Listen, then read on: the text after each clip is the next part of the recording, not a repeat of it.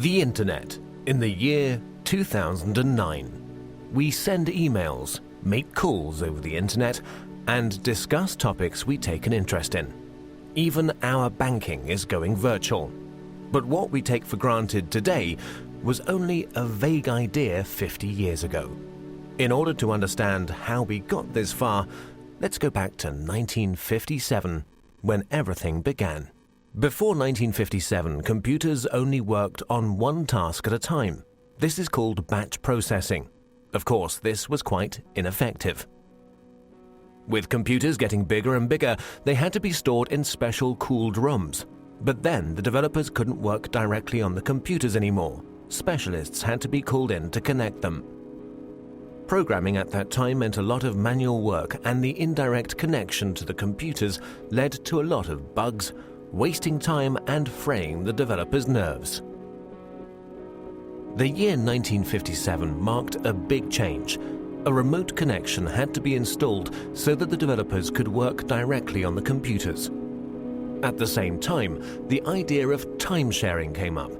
This is the first concept in computer technology to share the processing power of one computer with multiple users.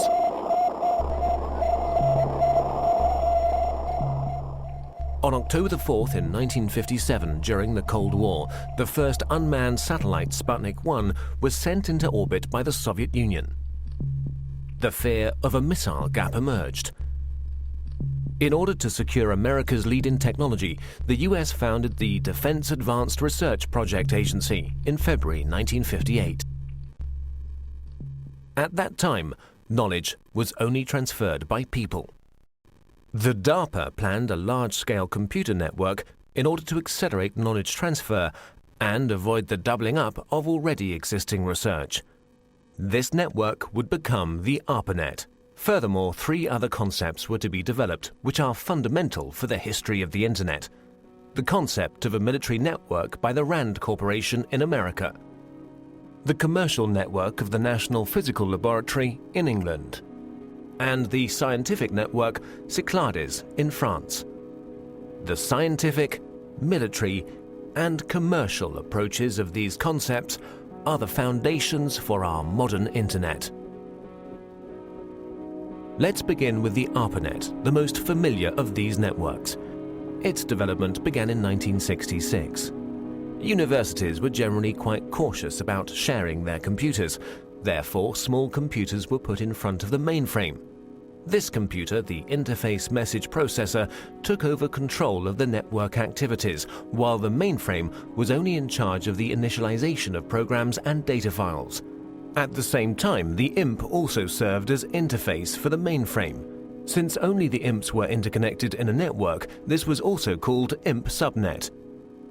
For the first connections between the computers, the Network Working Group developed the Network Control Protocol.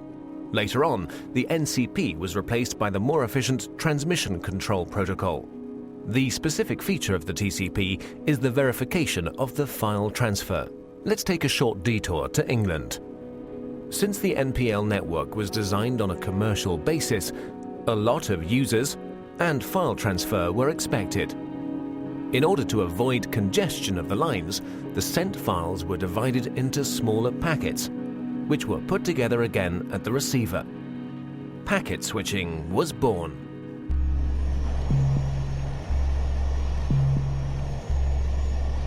In 1962, American Ferret aircraft discovered middle and long-range missiles in Cuba, which were able to reach the United States. This stoked fear of an atomic conflict.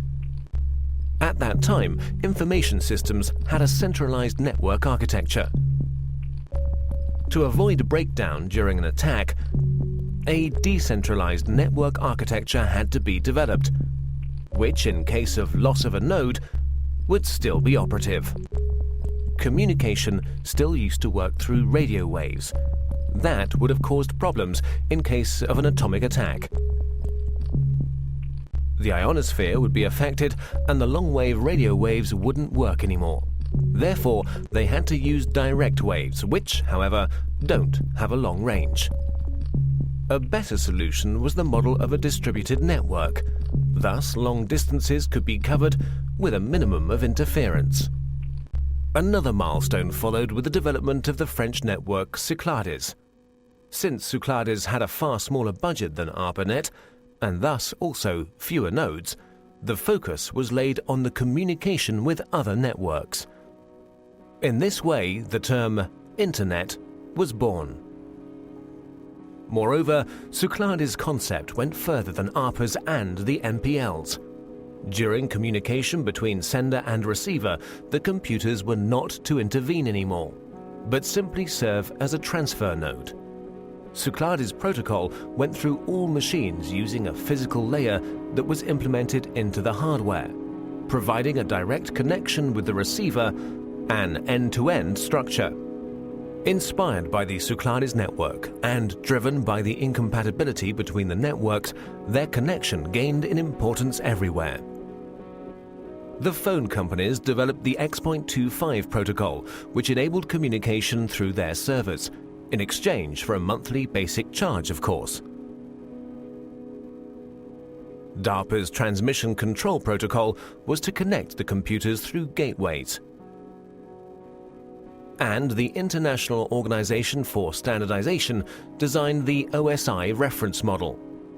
The innovation of OSI was the attempt to standardize the network from its ends, and the channel's division into separate layers.